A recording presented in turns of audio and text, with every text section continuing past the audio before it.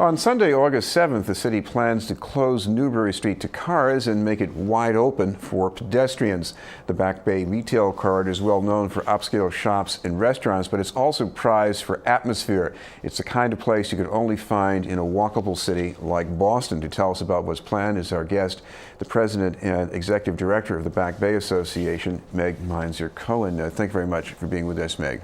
Hello, Chris. First of all, talk about, at least as far as you can tell, how this idea of closing off the street to traffic came about. This has been discussed for many years. People call us, they say, are you ever going to close Newbury Street? A number of years ago, Broadway in New York City was closed. People said, what about Newbury Street? There really is a strong desire to just walk down the middle of a street like Newbury Street. Then Mayor Walsh, when he's out in the neighborhoods, he hears it regularly, and he's the one who really put the idea on the table to say, let's pick a date, let's find a date that we can experiment with, and August 7th is that date. What is it about walking down the street that you think people like? Well, increasingly people want to experience public places in new and different ways. I think that it's a sense of ownership, it's a sense of slowing down life, and really stopping to enjoy what an area holds, and in this case, Newbury Street. Well, one of the things I've noticed, and I'm one of the people who likes to walk through it, and it's that it can get a little congested on the sidewalks, it can get congested in the street, and sometimes if you're eating a dinner outside and a bunch of motorcycles ride by, well, you might wish that the street were closed to traffic. Newbury Street is a very busy place, and it's got a lot of outdoor cafes, retail. It's a great place for retail, for shopping. There are nonprofits there, there are churches there, there's a homeless shelter there.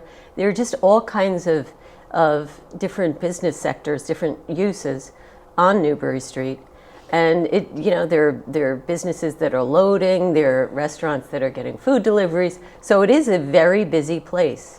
So to take a moment and pause and view Newbury Street in a new and different way, we think it's very exciting. We certainly are encouraging businesses to get involved and to give either discounts or offers or hire a street musician to really bring their own sales out onto the sidewalk, to not just have people walking by, but to engage them in say, a European type of retailing where people are out welcoming people into the stores. We're talking with Meg Mainzer-Cohen from the Back Bay Association. You mentioned Europe. I mean, I think of some of these old cities where they do shut down the street and you have all this room to just roam around and take in the atmosphere. I mean, I guess that's what you're after here. Yeah, and people keep bringing up new places that do it. Champs-Élysées does it.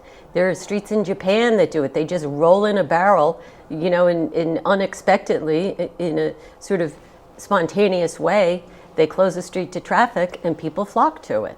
What about people who run the businesses? Why do you think they like this idea?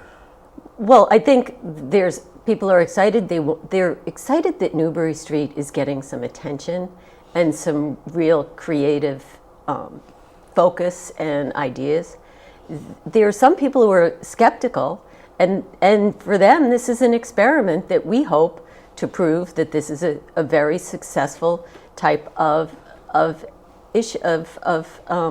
open street for Newbury Street. Well, I know it usually gets attention as a destination for shoppers, but I think of the location here. This is a place you can be drawn to because maybe just taking a walk and you want to go down Commonwealth Avenue Mall, you turn a corner and you decide you at least want to get something to eat or drink, and I guess that's one way you can bring people in.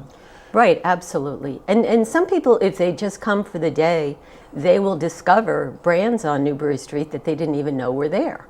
That we're hoping that people really get to experience and see what's on Newbury Street. It's almost like reintroduce Newbury Street because there is a constant changing of retailers who are there.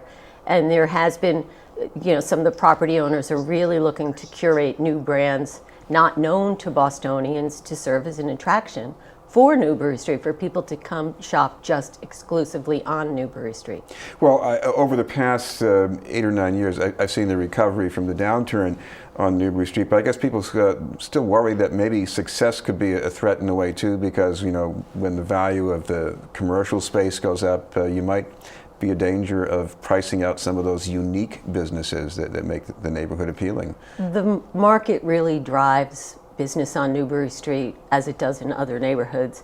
And what we find is that if there's transition for one retailer, they find a different location, and there's just a constant flow of new brands coming in, people moving, some graduate to larger spaces that can't be accommodated on Newbury Street. It's a constant flow and transition. There are obviously some businesses that have been around for hundreds of years. Like, I don't know how old Brooks Brothers is, but they're the oldest retailer on Newbury Street, or one of them. And it doesn't look like the Brooks Brothers in the shopping malls. No, it doesn't. Newbury Street is a special place.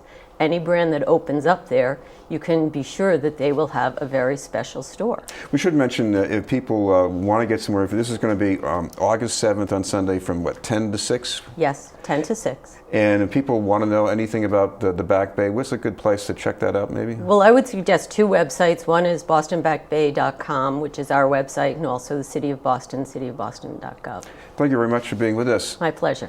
Meg Mainzer-Cohen from the Back Bay Association.